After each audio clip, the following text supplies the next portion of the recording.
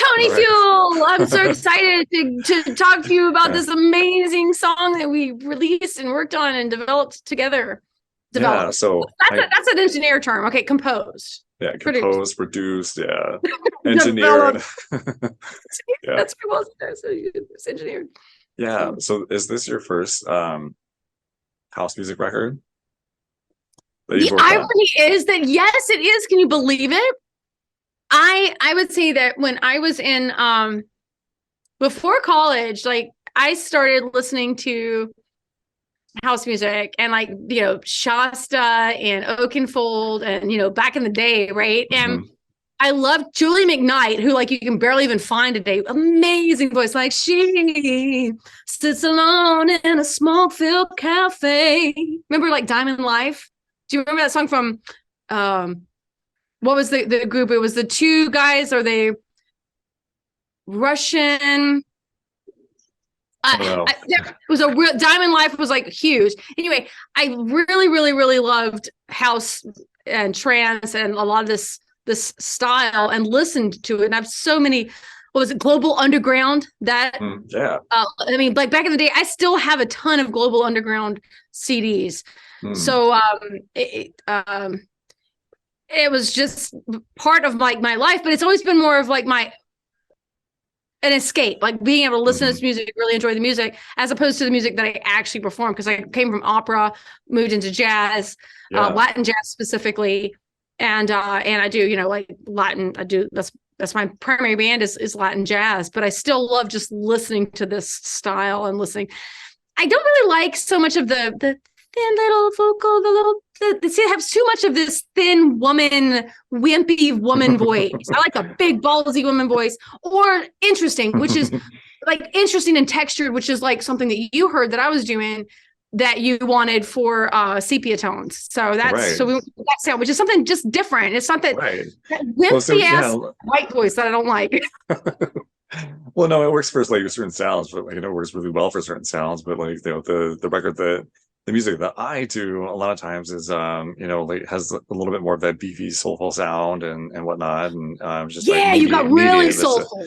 Yeah, and so you know, just really just depends on the record, and I certainly don't want anyone who's looking at this thinking that like that there's anything wrong with like trance or like those thin voices or anything like that. I mean, it sounds really good on trance records and like some other kinds of deep house records that are a little bit more European, but this is this jazzy sound. I definitely wanted a little bit more of that depth than, you know, chest You're sounds. So diplomatic. You're so diplomatic. I mean, this is just all opinions. I'm the singer, okay? I'm a singer-songwriter, right?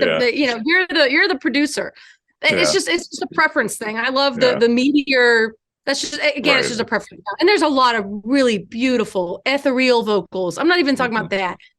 There's a few sounds that I'm just like, oh my gosh, this person isn't even that good of a singer. You can hear the auto-tune and all this. It's just like, anyway. But I love your style. I loved listening to you. I love like the nappy hair. Oh my gosh. Like that, like just a lot of the stuff you produce. I'm like, this guy's he's going for a similar sound to like what I love. And then the trombone that trombonists you work with, the saxophone player, you know, just really great horn players, a lot of jazz influence, which obviously is similar to my background. So it's a really good fit. And then you sent me the sepia tones. Well, it wasn't even sepia tones. I don't remember what you called it at first, but Channel 2. Channel 2. That's right. And what was it? Channel 2.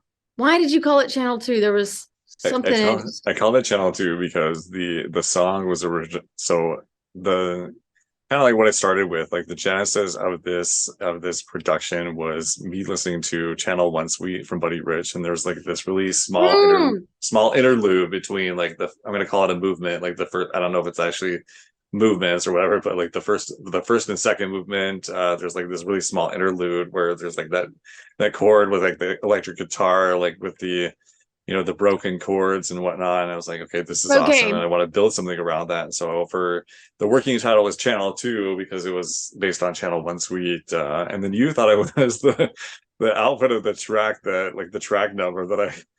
That's what it was. I was like, was this on Channel 2?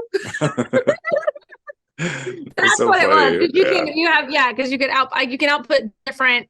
Yeah, you can output obviously different outputs. I've got 8 options on my system. But anyway, yeah, okay. Yeah. That's channel 2. Yeah. Well, anyway, that's. And so I kind of built a song around that, like played with some different chord progressions that worked, with that chord progression that I heard in which that really song. resonated with me. Yeah. And so I would love to do more stuff like that. So yeah, future things on the horizon. Where's the next one? I love how you fired me. It was great. Yeah. You fired me from the song, and I'm like, no, because it was a really hard time. It was it was December, and I was super busy with my it's a busy time for me, just musicians in general, and I'm as a working musician.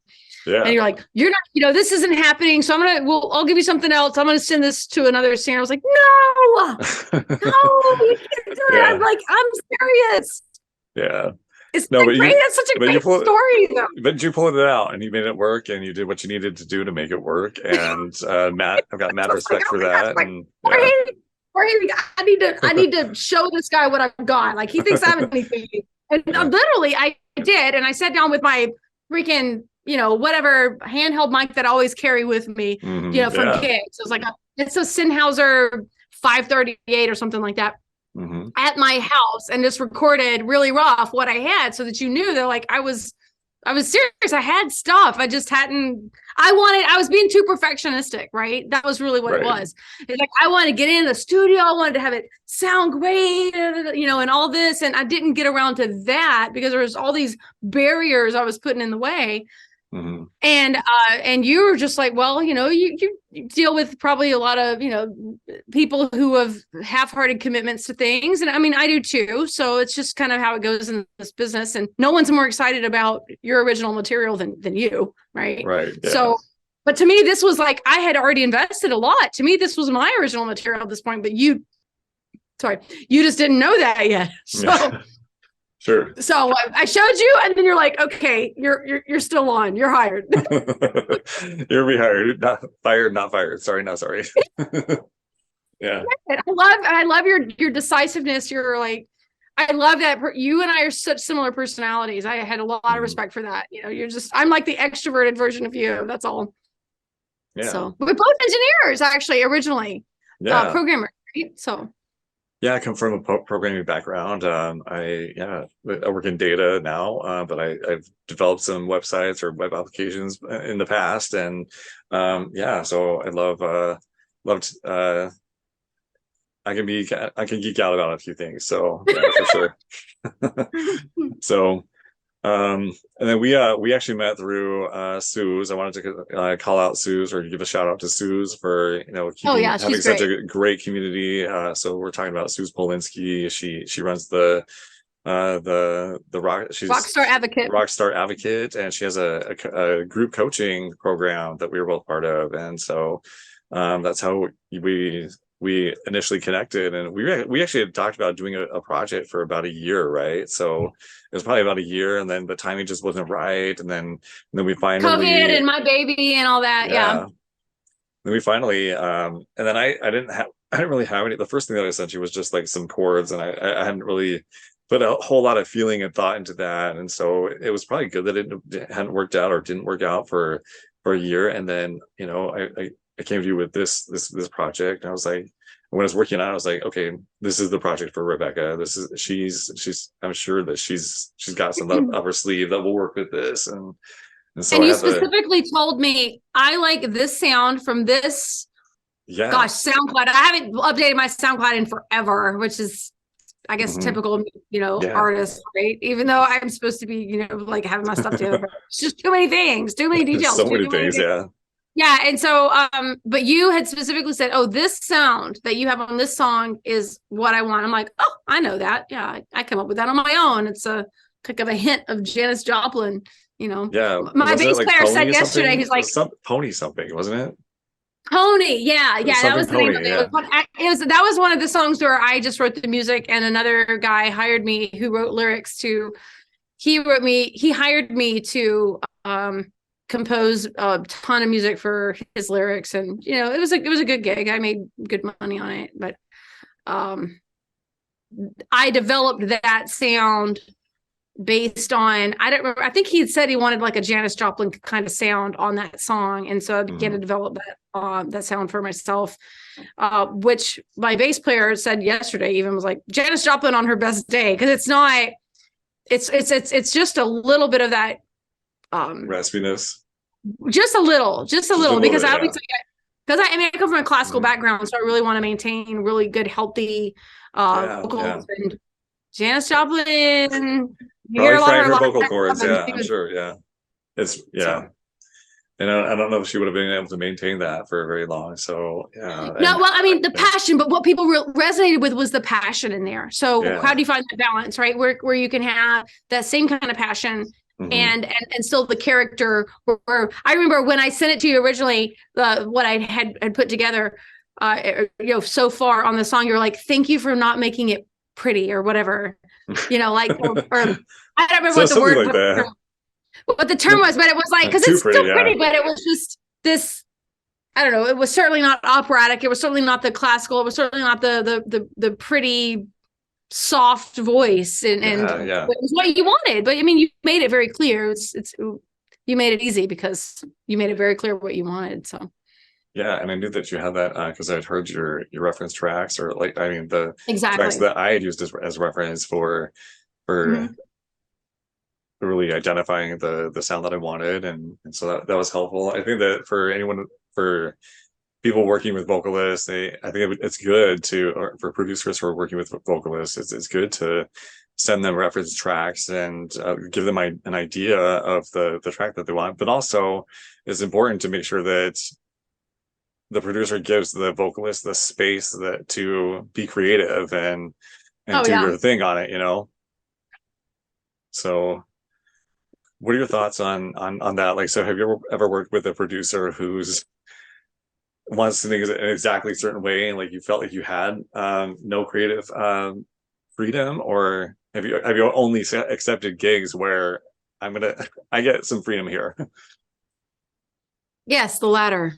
Yeah, you know what? I paid my dues. I no.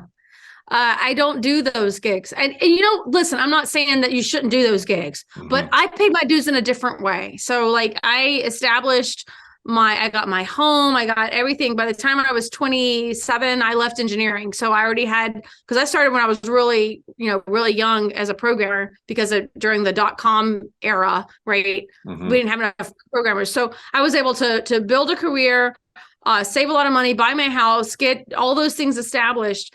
And then I left it and then went from like $102,000 a year to like 36 or whatever as a musician.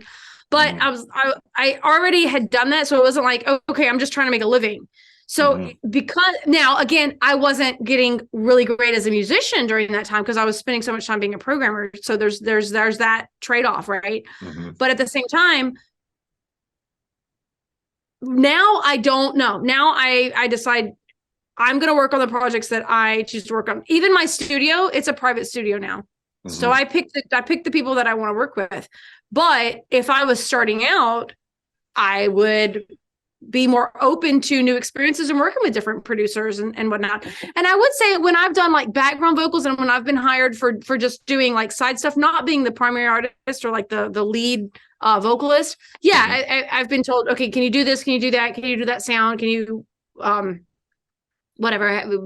I've taken a lot more direction, but in something like what we're doing, the collaboration that we've done, it's been, I wouldn't take a collaboration unless there's a lot of creative input, because just, I mean, there's got to be, unless there's a lot of money involved, like the Pony, for instance. I made a lot of money when I wrote music for other people's lyrics. And I've even done that again because the lyrics were so good, but I won't do that again for average lyrics. It's got to be really great. And I don't care. Like, I won't work for that same person again. I don't care how many, $100,000 I made on those over the years, on those projects. At this point in my life, it's more like I really want to work with great stuff, which is, that's how I felt about what you sent me. You sent something to me that was it was kind of a dream come true, because you sent me, first of all, it was a great chord progression, because coming from my jazz background, it really resonated with me. It's house, and I love that music. It's something that's been kind of just my guilty pleasure listen, where I don't have to think. The problem is when I listen to jazz or classical or any sacred music, Latin, especially anything Latin, my brain's always on analysis mode, because I'm thinking about what are they doing? Where's the guiro? Where's the timbales? ¿Dónde están las congas? Cosas así. That's what I'm thinking about. And there's so much, especially on vocals, anything with vocals. Oh, my brain is constantly thinking about what are they doing? What do I like? What do I don't like? Or what do I not like? But on house music, I've been able to just listen and just enjoy, for the most part. That's awesome. Yeah. And so when you sent me something where I was like, wow, I get to finally do, this piece, and everything lined up, and I knew you were legit because I've heard your stuff. I've been listening to your what would you call it? I wouldn't call it a podcast, the mixes that you've been putting out, the refuel your soul. Like, I've loved hearing that. And so it was just, I knew that we were on the same page musically. So yeah, I'd love to do more of those. And I don't care. I don't care about money. It's just, I've got enough in my career at this point established that I have a little bit of time where I can put into fun, creative projects that are just, they may or may not be, commercially successful. And I don't care, because I'm going to have enjoyed it so much, but you never know, right? This song turned out amazing. I mean, you put it together really, really, really well. And just, I love our lyrics that we, that you came up with the direction. I wrote stuff, we worked it out. It's just, I think it's turned out really, really well. I love how you came up with the words, the colors. Amber, scarlet, azure, violet. I wanted it that way because they rhymed, right? Because obviously I'm thinking about that. But you gave me those exact words, just not in that order. I'm like, okay, well, that's perfect, but we want it to rhyme. We want that rhyme. Right. The rhymes are better hooks, right? Because they're going to stick to people's heads. Absolutely. So that's the purpose. That was a good call. There's a lot of thought. I know I'm acting kind of silly and everything's fine, but there's a lot of thought and analysis that goes in to this kind of development. So sure, development, composition, whatever. I'm thinking from a development, iterative process, right? Yeah, agile. You can take me out of the engineering environment, but you can't take the engineer out of me, right? So right. Yeah. Okay. So you mentioned that you have a band, or maybe before we started recording, I'm not sure. I can't remember. So you work with a band. So what is that like? Yeah. So I have so it's my band, Bohemian Insurgents, and I started it like 4 or 5 years ago, but then obviously COVID hit 3 years ago, and we were just getting started and things were going great.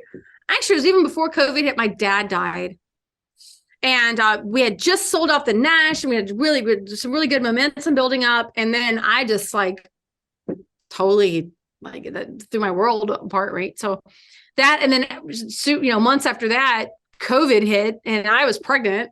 And so many things have changed. So I feel like I've kind of started this band over again. It's called Bohemian Insurgents, and it's a Latin jazz world, I would say. We're soul Americana, right? Like Americana soul, which is, I would say that's a lot of the feeling that's beyond sepia tones,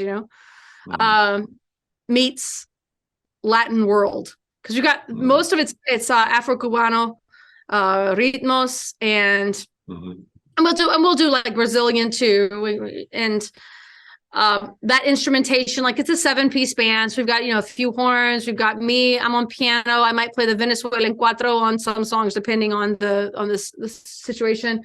Drums or timbales, percussion, bass. And like I said, 3 horn players. So usually I prefer trombone, trumpet, and sax. But sometimes just depending on who I can get on a gig, it might be a couple of trombones and a trumpet, or something, whatever mix of 3 horns I can get, which is can be a challenge. But yeah, that's my main thing between that and a lot of the sacred music that I do. So those are my main my main squeeze. So right.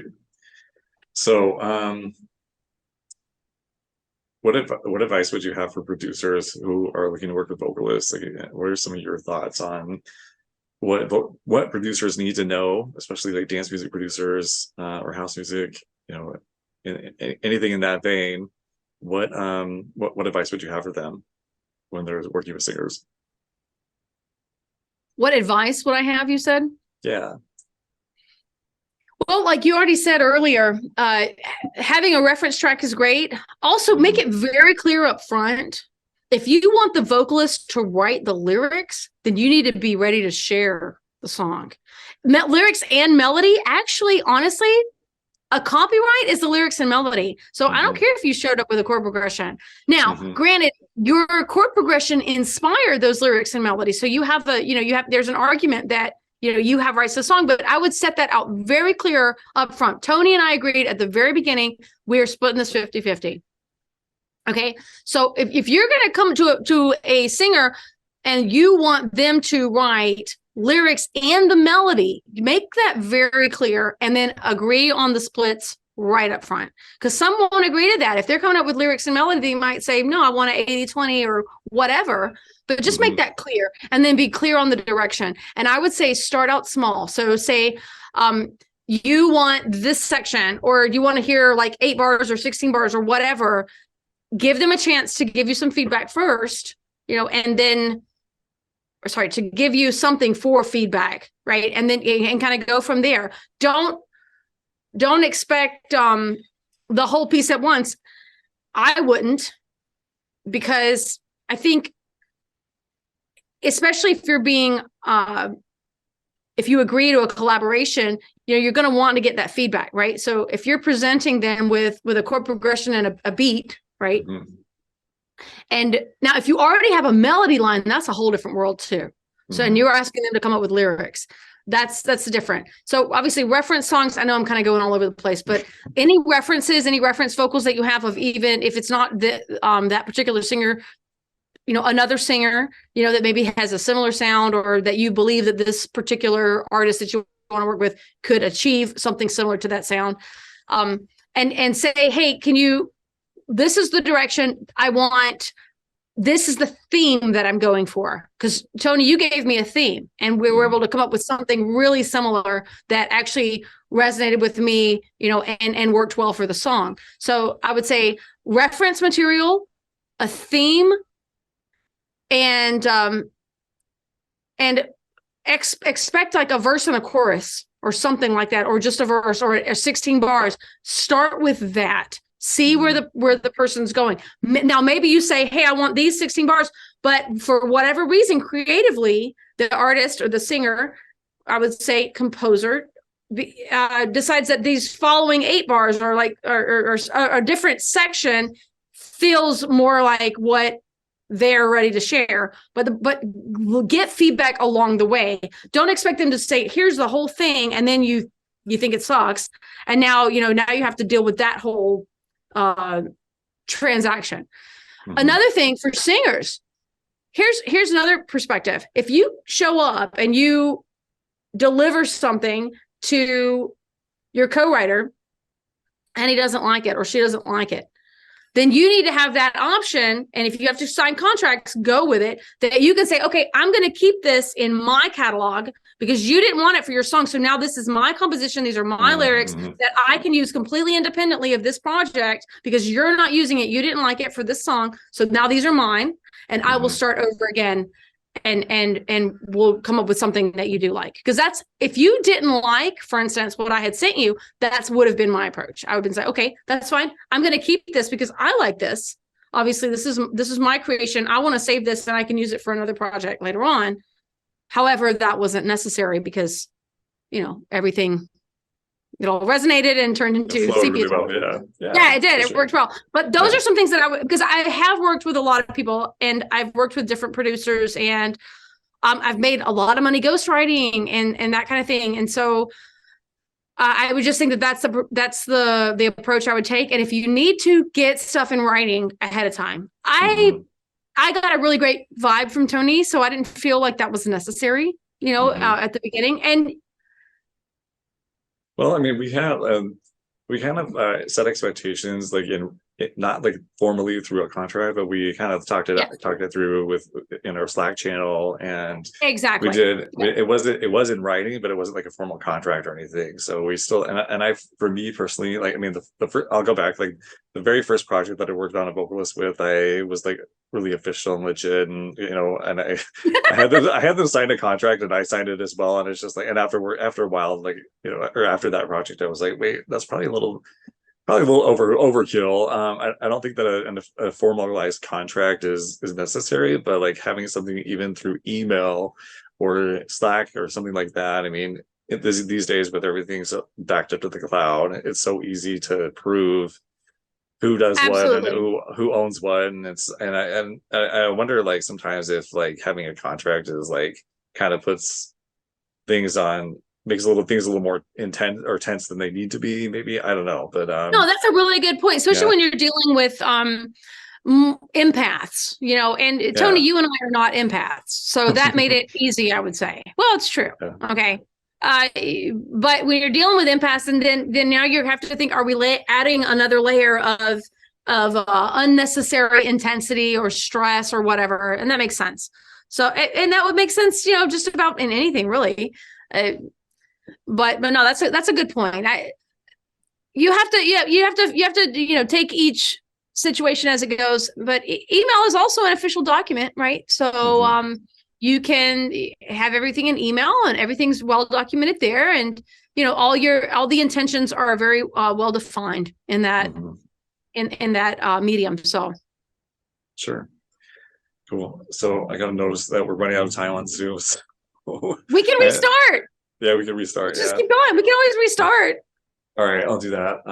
Let's just I mean, I'm not in a hurry to. Oh well, I guess but we started late. See, this is the thing. Like with Google Meet, we're supposed to be able to just keep going because we're paying for it. I know exactly, but I couldn't find my camera, so. No, I get it. I'm not complaining. I'm just saying that, like, that's part of the reason of Google Meet. For sure. Okay. Well, let me just go and end this call, and then I'll just start another one real quick. We'll just start another one. Okay, sounds good. Yeah. Unless you want to drop and just kind of wrap up. Is there any other question that we can answer in 8 minutes and 43 seconds? Is that what it says? It is. I don't even have like a countdown on this. Oh, mine says time left 8 minutes 33 seconds. Okay. All right. So I think we can do another little convo, and then. Okay. All right. Let's see. So what is the Phoenix music scene like? Oh man, the Phoenix music scene. Wow. What does that mean? I mean, okay, so here's the thing. You're asking a Latin jazz and sacred musician about a scene when anything with regard to house and all that, like, I am out of that. I used to go to concerts, but like, actually, even the clubs I went to don't exist anymore, so I can't say what the house music scene is like, but I can say what the jazz and Latin scene is like. And I think it's decent. I mean, it's certainly, I have a home outside of Seattle, and I think that's better. I've been to New York a lot. That's better. Nashville's better for country music. Nashville wants to say that they're good at everything, and they do have a little of everything, but they're really amazing at country music, and other stuff's kind of like, okay.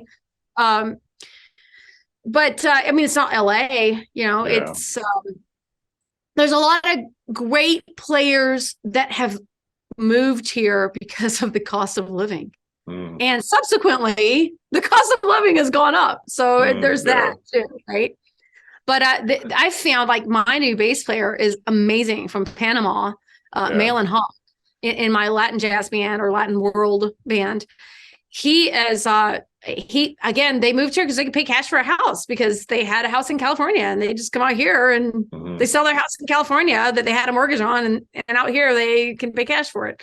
Now, again, that's changed. That's been changing. So, I mean, and prices have gone up. But as far as the music scene, there's a lot of great players that are coming here, and things are changing quickly. That's a quick answer to your question. And part of it's the cost of living. So cost of living has attracted a lot of people. Unfortunately, what people don't realize is that we're a desert, and there's a water problem. Okay. So we've got A lot of our lakes around here that have been sources of water are are going down. So maybe I'll change. How about we change gears then? Sorry, that's like really abrupt. But I wanted to I'm ask answering your questions. You're asking questions and I'm answering the questions. And that's not the direction you want to go in. I wanted to ask, so you're a full-time musician, and there's a lot of people who kind of want to have a dream, even though they say they're not in it for the money, but they have a dream of like doing music full-time. You have a lot of sources of income. How have you made being a full-time musician work for you? Okay, that's a really great question. So there are different paths you can take. Mm-hmm. And for me, thankfully, because I'm also a Catholic musician, I have a church job, which pays for insurance. That's a huge thing. Okay. So I get insurance through my church music director job.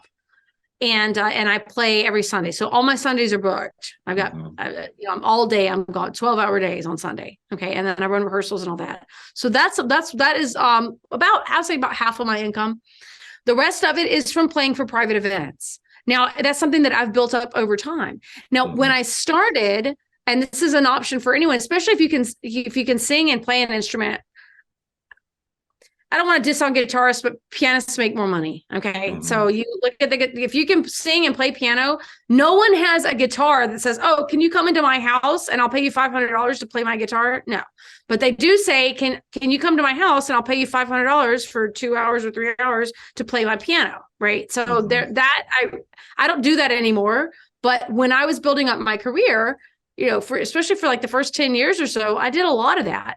And it's great. So if you have to pick and you don't care if you play piano or guitar, go for piano. Just saying. Sure. Now, if you want the more versatile and easier to move around, of course, is the guitar. So there's that perspective too. But you have to work more. So I have the church gig. There's some people, instead of having like a church gig, do maybe a teaching job where they can be teaching at a school and still get your insurance. I mean, these are the boring practicalities of it, but this is part of it. You can, if you're young enough, you can go through the whatever our healthcare system's called today, and buy your own healthcare or go for a high deductible health plan if you're young enough, and just do a bunch of gigging out. So you can play like the restaurant gigs and the club gigs for like 3 to 5 hours a night and a bunch of covers. The thing is that those are dead ends. So unless you're needing to build up your skills, they're great for building up your skills and being able to learn a bunch of other people's songs and get better as an instrumentalist and as a vocalist. That's great. But if you have already reached that certain level, then that's a dead end, because people that you meet doing the cover gigs aren't necessarily going to be very interested in your original music. So that's another thing that I've learned is like, it's better to meet people doing concerts. And right now I only do concerts. So I'm doing 1 set, 2 sets, house concerts, concert settings like the Nash that we just did last Friday. We'll do Desert Botanical Garden. We're going to do Tempe History Museum. We'll do several private events. Again, private events are very like 2 hours at the most, 2 sets.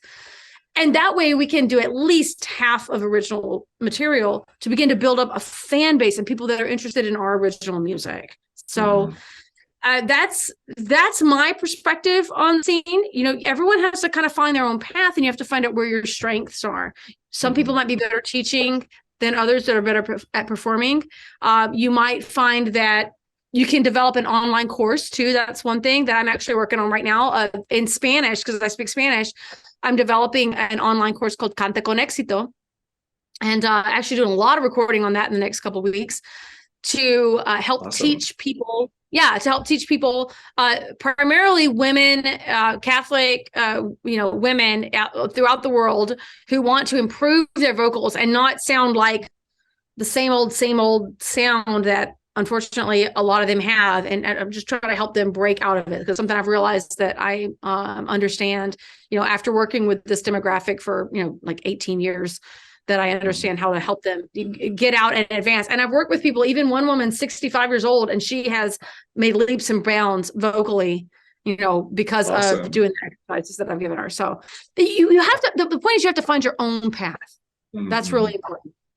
That is really important. That sounds like Yes. a lot of time, like looking at what somebody else has done and trying to follow that path won't necessarily work for this No, it doesn't. person. Yeah.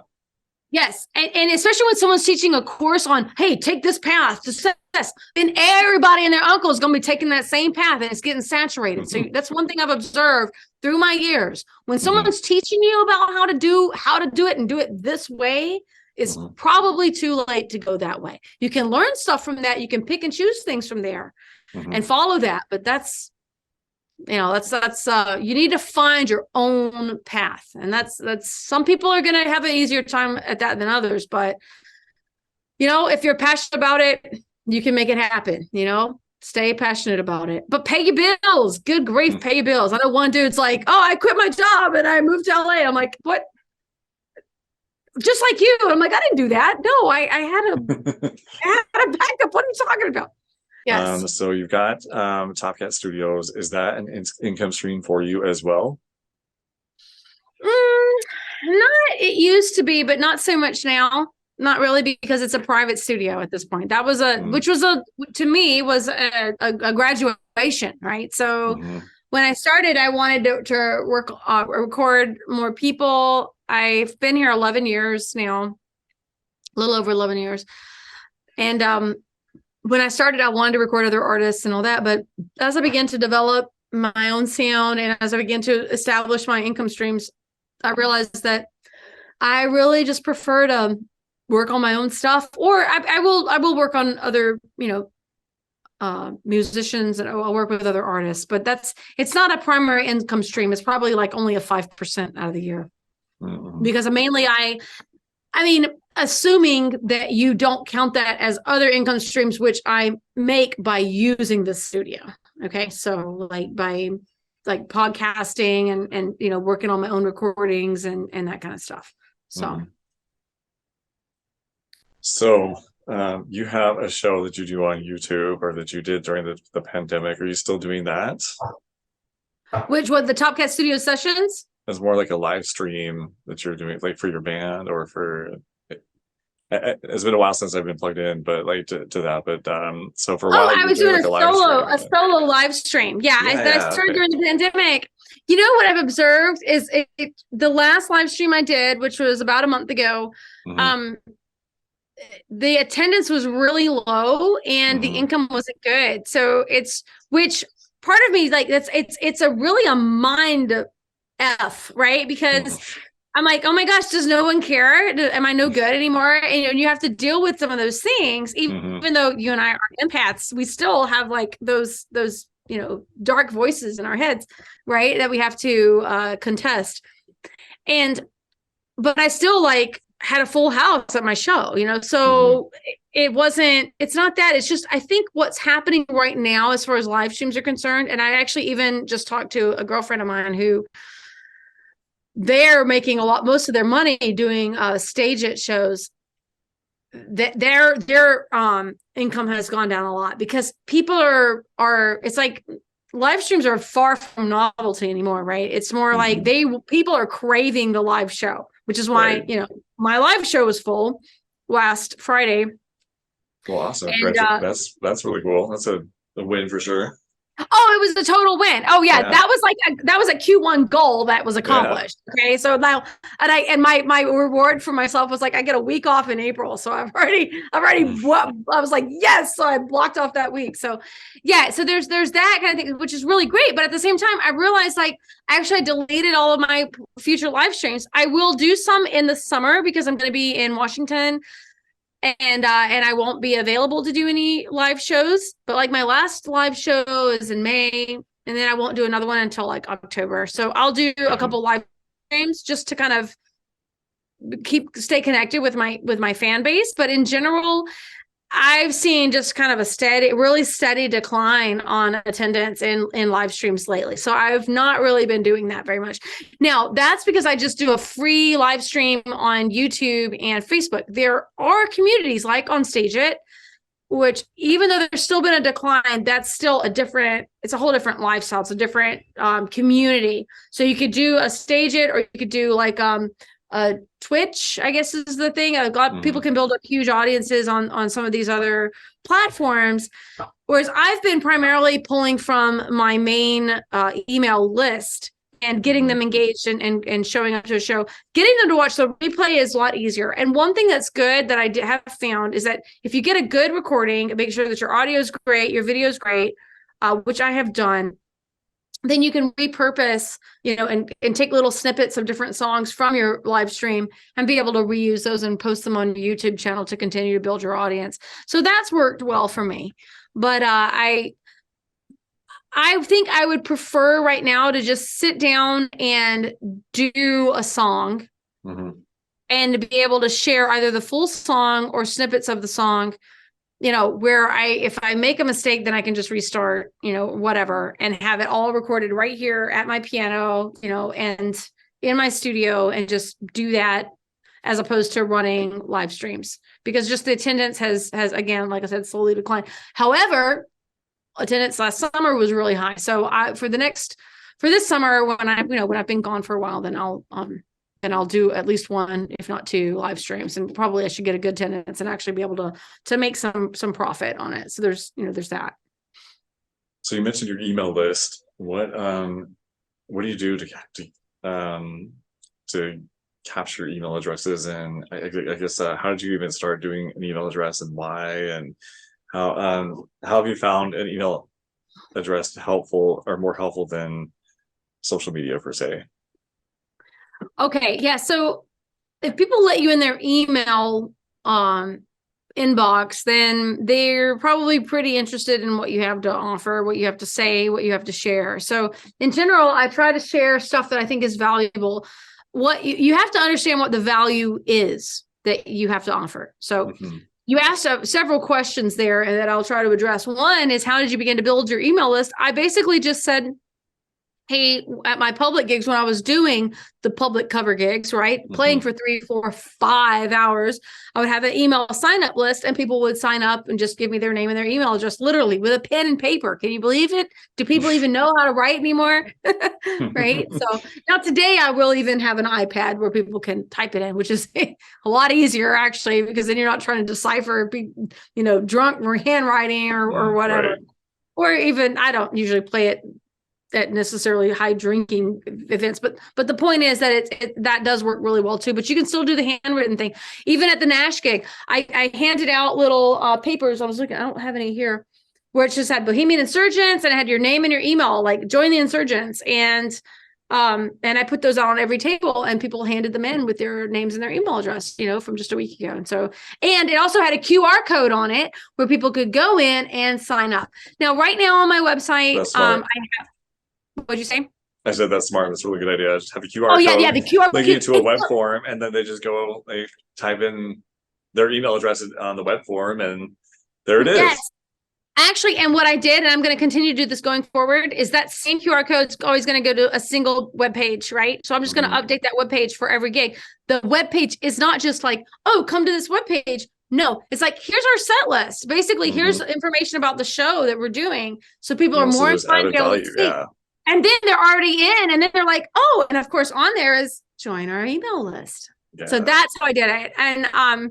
And that way, then it's something but the printouts that I did are still relevant, because I'll just change that web page and update it each time. So every time I go, because I've still got 40 more or whatever of those. So for the next show, I'll hand them out again, and people can use the little QR code, and they can decide that they're just going to follow along, or they can get the little email list, which promotes having more behind the scene footage, exclusive stuff, that kind of thing. But basically, if I email you, you'll get password protected access to view behind the scenes footage, see snippets, pictures, that kind of thing that I don't share on the socials.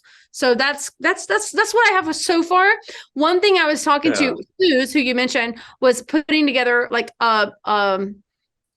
a playlist, of similar sound, like people that love that Latin sound, that Latin world sound that we have that's similar to it. That's like the Buena Vista Social Club, or, Joni Mitchell meets Buena Vista Social Club is what I like to think.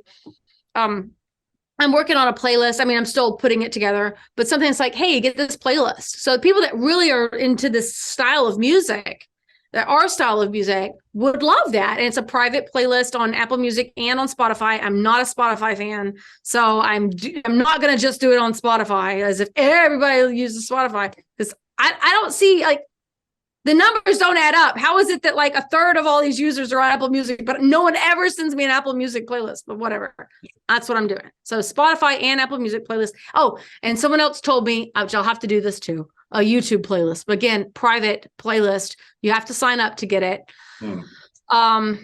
So that's another potential, lead magnet, right? Incentive to join the list. I think I answered all your questions. I know I yap a lot. Okay, no, that's helpful. So, because I mean, I don't think that people these days want to. If you tell people just sign up for my email list, I don't think that that's enough for people to want to do that. Like, if they're on there, nobody wants to be on another email list. Nobody really wants to get a newsletter these days. It's got to be something. Yeah, how many emails do we have to delete every day? Right? Yeah. How many have we unsubscribed from, or how many do you just like leave in the promo section of your Gmail account and like you never see it or whatever? So see, I don't do those, and so I'm totally out of loop, because the whole promo section on my main email, I don't have any of those. I want to get everything right in, but I should, because then I would see how bad my own emails are getting filtered out. But However, I use GMass, which actually sends it straight through Gmail, and I do get a way better open rate than I ever did. My open rate, like, it was 30% or 32% or something, which is great for like artists. Now it's more like 60 to 80% open rate. Nice. That's cool. Yeah, it's really good. Which for an artist, or for this, whatever field demographic, whatever you want to call it, that's a really good open rate. So, but it's more work. It's not as, simple to use as ConvertKit or those other ones. So, yeah. Let's see. So how'd you get into music? We're gonna flip the script. So how did you get into music? What got you into music? Did you play an instrument in high school? Did you tell us more about where did Tony Fuel get into the music business? So I took piano lessons when I was, I started in fourth grade, maybe third grade, and then took lessons throughout. And then I was in jazz band in high school, and I learned to play the bass. Oh, you were in jazz band. Yeah, so I learned to play the bass. Huge. Yeah, learned to play the bass, and so I started off on. So initially I started playing like the bass keyboard, like a Rhodes or Fender like bass keyboard, and then I learned to play the electric guitar, and then we went to these music festivals or music competitions, and I saw that some of the other bands, like, they were playing, they had like upright bass players like in their jazz bands for junior high, 7th, 8th, 9th grade or whatever, and so I need to learn to do that. And so it motivated me to learn to do another instrument. So I played bass, and then that was really you play upright or bass guitar?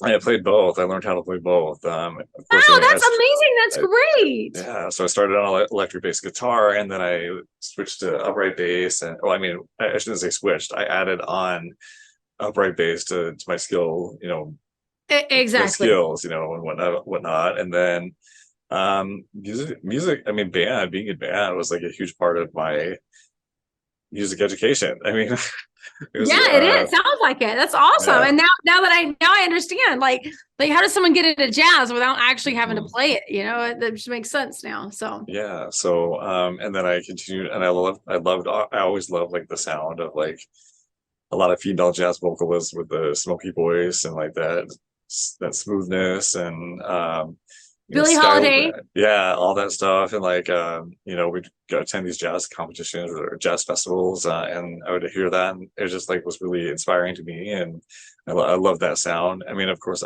I've always loved a lot of different kinds of sounds, and then as a teen, I'm dating myself a little bit here, but as a teen, Whatever. there was like these dance music compilations like MTV Party to Go that were on CD. And then I started really finding a lot of compilations that had dance music because here in the United States, a lot of the dance music was only available on compilations because it wasn't as popular here as it was in like Europe. And so I have Yes, exactly. my compilations of dance music, and then also because dance music has really been singles driven for most of its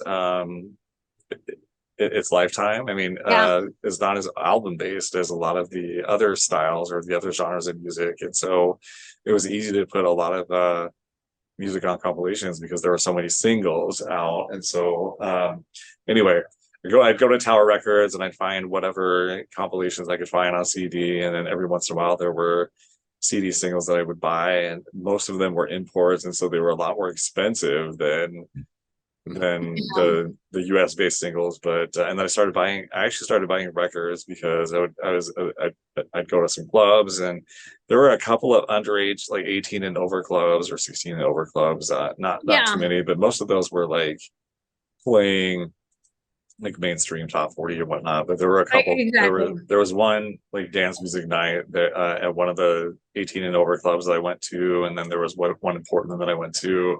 There was like maybe 16. Oh, that's right, because you were from Seattle originally. Yeah. So that's right. I forgot. Sometimes we would like drive to Portland, and so I lived in Tacoma, and we would drive like 2 hours to Portland, and then we would dance all night until like from 10 p.m. until 4 a.m. and then we would like drive home the next morning. And that's when it was only 3 hours to Portland. Yeah. So right? Today with traffic, it's like 7 hours. Good Lord. Yeah. Well, I mean, and it was from Tacoma, so it was a little bit closer already, and so you didn't have to go through like all of Seattle and like Federal Way and all that stuff. So it was 2.5 hours. And that interchange that they still haven't finished, by the way, still not finished. The Tacoma interchange is still what's it 20 years in the works now. Good Lord.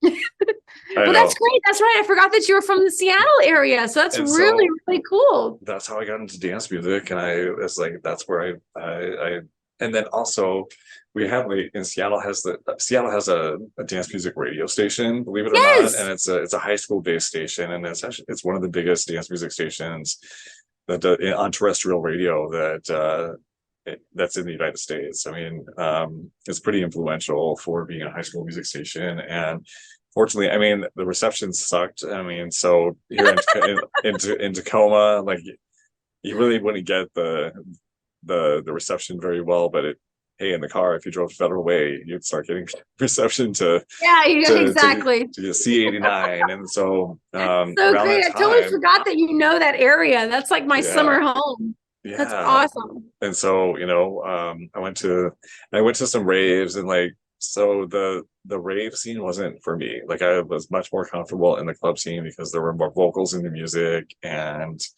I don't know, the raves were just like, I don't know, it was a lot more techno than house. And I'm not really a techno person, and it's just never really resonated with me. And so that's just kind of how I got into dance music, being in a jazz band, playing keyboards and bass, and then finding these compilations and having the dance music radio station, and then attending clubs and where they actually played dance music, and having that culture, the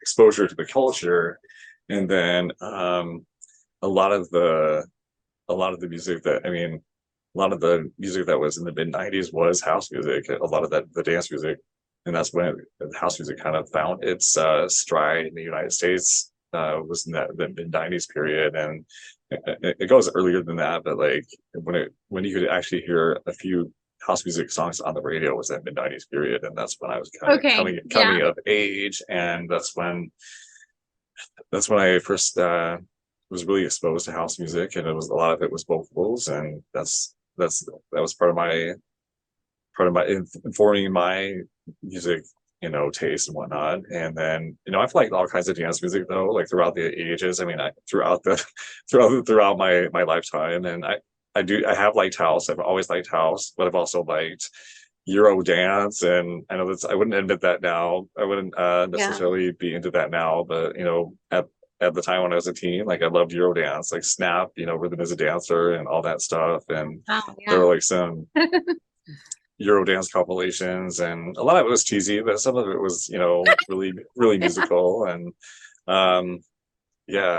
so Eurodance, I got into Eurodance for a little while, and then I also liked, for a while I liked trance, and I still like some of that 90s trance, and I still like some of those sounds, and I've liked dance music in general, and I still like it, a lot of it. But as an artist, I've decided that as an artist, I'm putting forward house music and deep and soulful house music because that's what speaks to me the most. I already have a day job. I have money to pay the bills, and so I can choose what I want to do as far as music goes, and I don't have to, play to a certain audience or whatever, because just to make the ends meet, just to pay the bills. So I think that a lot of people who are wanting to make music full time or whatever don't necessarily realize the cost of that it takes. Like, you don't make as much money. You could, but a lot of times, when you have that freedom, when you have a day job, you have that freedom to do what you want to do with art and whatnot. And so, because you don't have to worry about your art making money or putting food on the table.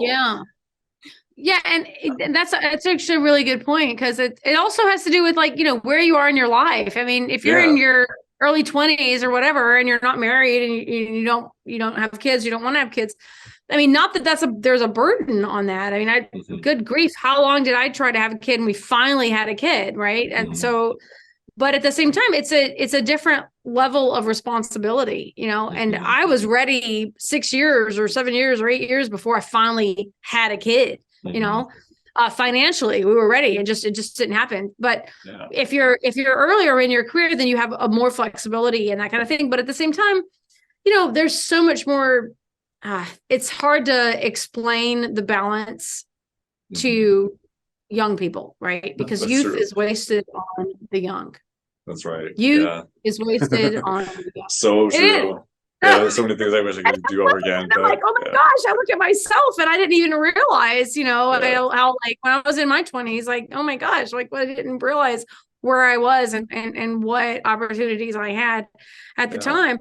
But that's also how it goes. And you made a lot of really good points. Like being full-time musician, and that's what I do. It's challenging. It's not for everybody, and you can't say that your career is less legit because you're not full-time. To me, it's all about the quality.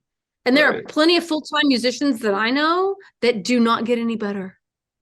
I don't care that, they have all this time, but they're not getting any better. They're the same they were 10 years ago. So it's one thing if you decide, okay, I'm going to be a full-time musician and I'm doing this, and you're going to hustle.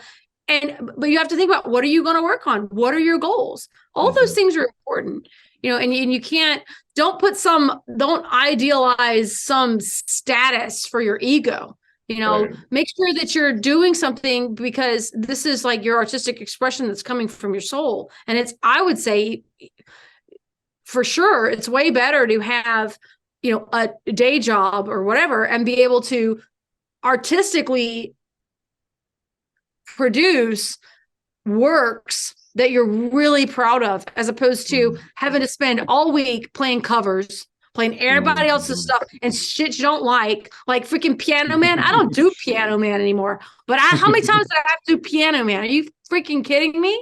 Yes. Right, yeah. And you have to do stupid stuff and Margaritaville and even Cake on the Ocean. Give me a break. No, I don't want to do Cake on the freaking ocean.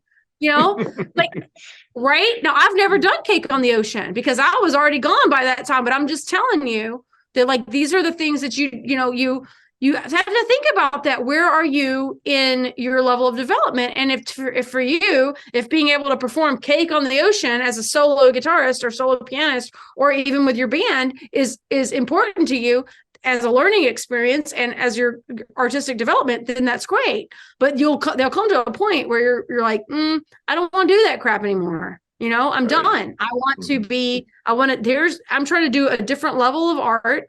I'm trying to do my own artistic expression. And I don't want to be doing these pop, cheap candy covers of things, and you want to do something that's richer and that has a lot more meaning. Granted, Cake on the Ocean made a lot of money, and a lot of simple, pop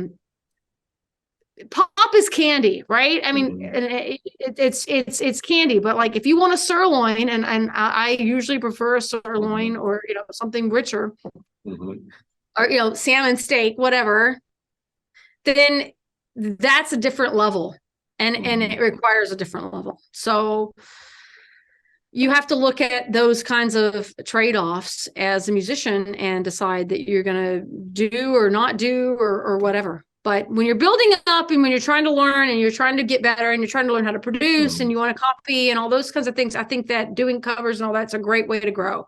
But, you can grow out of it. And I did. And I'm like, I'm done. I'm not doing that anymore. So. All right. Well, we should probably wrap up soon. But before we wrap up, I think we want to ask you, because there might be people who, I don't even know who's going to listen to this, but if it helps one person, there might be somebody listening to this who is a parent and who is trying to juggle being a parent, a full-time parent, and doing music, and maybe a job as well. So do you have any wisdom that you've learned about those things, work life? I don't want to say balance because I don't think that there is such a thing, because your work is your life. Yes, I'm with you. It's work-life integration. Work-life integration, exactly. That's a good word for it. So tell us about work-life integration.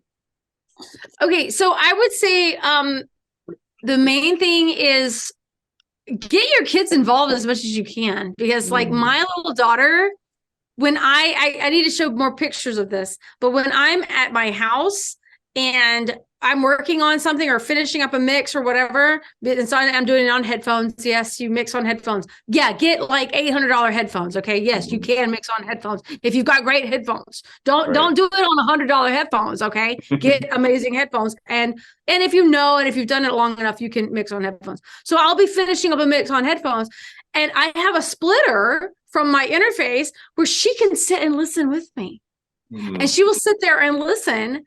And I'll be working on the song and I'll go back and I'll cut and I'll play the same section over and over. And she's just mesmerized. And this is she'll be 3 in June. So she's like 2 3/4, right?